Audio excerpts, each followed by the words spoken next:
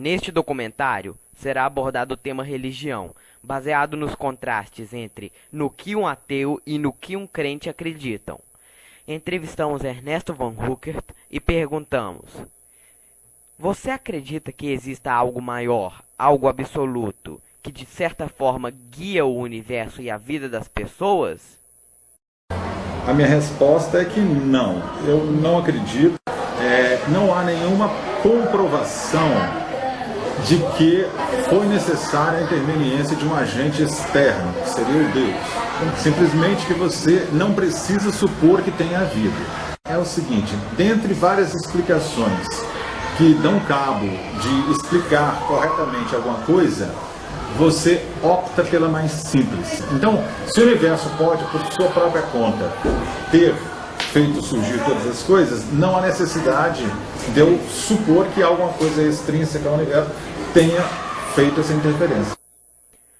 Um dos maiores negadores da existência de Deus foi o filósofo Nietzsche, que afirmava que a própria humanidade foi quem matou Deus, destruiu seu conceito, passando a acreditar em algo diferente. Para a maior parte das pessoas que creem que existe algo de maior, esse algo é Deus. Para essas pessoas, Deus é uma consciência que as guia, mostrando o que é certo e o que é errado, basicamente. É o que afirma Pascal. Para ele, falar sobre Deus e a moral é falar do que dá sentido à vida. A religiosidade é algo fundamental no mundo. Segundo René Girard, a religião é um modo preventivo, inventada inconscientemente, para trabalhar a violência que as pessoas têm. Com isso, tendo Deus em suas vidas, funcionando como uma consciência, as pessoas são, de certa forma, controladas por ele. Sendo assim, vê-se que a religião faz-se necessária para o bem e, consequentemente, para a paz no mundo, pelo menos uma parte dela. Isso é um fato que não se pode negar. Perguntamos então a Ernesto como seria o mundo, em sua concepção, se não houvesse algo maior, algo absoluto, para as pessoas acreditarem. Bom, ele seria exatamente como ele é, porque não existe esse algo absoluto, então o mundo é como ele é. Então existe o mal e existe o bem, não tem nada a ver com existir Deus. Eles existem porque são coisas que têm ações de umas pessoas sobre outras pessoas. Você não vai deixar por conta de algum Deus para punir ou premiar, mas sim as próprias pessoas é que tem que punir e premiar. A terceira pergunta feita a Ernesto foi a seguinte: segundo o fideísmo de Pascal, a noção de Deus é pessoal. Já no deísmo de Voltaire e Newton, Deus é uma consciência universal. Qual sua posição com relação a essas duas vertentes? Nenhuma nem outra. Quer dizer, não tem Deus nenhum. Na minha concepção, que é a concepção chamada hoje em dia de fisicalista, não existe nada sobrenatural. Não existe nada que não seja da própria natureza. Então não existe Deus, nem alma, nem espíritos, nem demônios, nem anjos, nem duendes, nem gênios, nem essas coisas desse tipo. Você, sendo ateu, então, nega o deísmo e o fideísmo. O deísmo, o fideísmo e o panteísmo. Blaise Pascal, um dos grandes nomes do fideísmo, pressupõe uma noção de Deus pessoal, ou seja, que cuida de cada uma das pessoas do mundo, que ouve cada uma de suas preces, que é baseado num sentimento de individualidade, por ser aquele um ser onisciente. Porém, existem cristãos que, apesar de acreditar em Deus, não acreditam que este cuide de cada um de nós, mas sim da humanidade. Essa ideia está ligada ao deísmo de Newton e de Voltaire, que nega o fideísmo e ao mesmo tempo o ateísmo. Vamos então à última pergunta. Qual o seu argumento para defender que Deus existe ou não existe?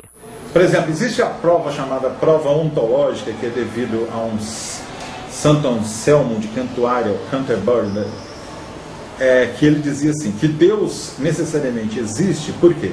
Se você conceitua, você concebe na sua mente uma entidade, que no caso seria Deus, cuja característica é, por definição, ser perfeito, quer dizer, não ter nada errado com ele, tudo perfeito, Então ele necessariamente teria que existir, porque a não existência seria uma imperfeição. Esse argumento falha no seguinte: a existência não é uma qualidade que define ser perfeito ou não. Então você não pode dizer assim que o fato de existir seria mais perfeito do que não existir, porque existir não é uma qualidade que aquele ser tem. Outro argumento de que Deus existe é o chamado do motor primo, ou também chamado de argumento cosmológico, que veio desde Aristóteles, mas foi reformulado por São Tomás de Aquino. Ele diz o seguinte: toda ocorrência, todo evento, digamos assim, possui uma causa. Teria que ter uma primeira causa. E essa causa não poderia ter causa. Então São Tomás de Aquino considera que essa causa primeira, que não tem causa, seria Deus. Primeiro, que não é verdade que tudo tenha que ter uma causa. Existe uma série de ocorrências físicas que são eventos sem causa, ou seja, que não são efeitos. Exemplos que são constatados, dois exemplos típicos: decaimento radioativo e emissão de luz por átomos excitados. Então a questão é a seguinte: se a fé é ou não garantia de verdade a respeito do que ela diz. Então você tem fé cristã, você tem fé muçulmana, você tem fé hinduísta, você tem fé budista, espírita e outras. O mesmo cristão tem várias, judaica, né? E cada uma dessas pessoas acreditam em coisas diferentes. No entanto, elas são sinceras naquela fé dela. Ora, se essa fé, o fato de se ter fé, garantisse que aquilo fosse verdade, então é verdade o que o judeu acredita, porque tem judeu que tem fé. É verdade o que o cristão acredita, é verdade o que o muçulmano acredita, é verdade o que o hinduísta acredita, o brahmanista, o budista. Ora, essas verdades são distintas, umas contrariam as outras. Eu não posso ter várias verdades diferentes ao mesmo tempo. Você pode ter as suas crenças, mas a fé, na minha opinião, é uma coisa descabida, ou seja, não tem razão de ser. O mais próximo da verdade, então, seria a ciência.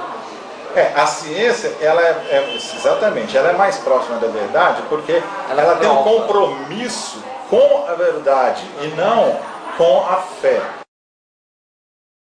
A crítica de Ernesto quanto à lei da causalidade está incorreta, uma vez que todos os fenômenos físicos, até aqueles sem uma causa direta, estão relacionados à própria existência da matéria e do átomo, o que remete a uma causa inicial, uma criação divina. A questão das verdades, religiosa ou científica, será sempre uma incógnita, mas também não é certeza que a ciência é sempre a mais verdadeira, só porque é experimental e fisicalista. É ideal estar aberto a novas ideias, porque a verdade cabal de todas as coisas é impossível de ser alcançada.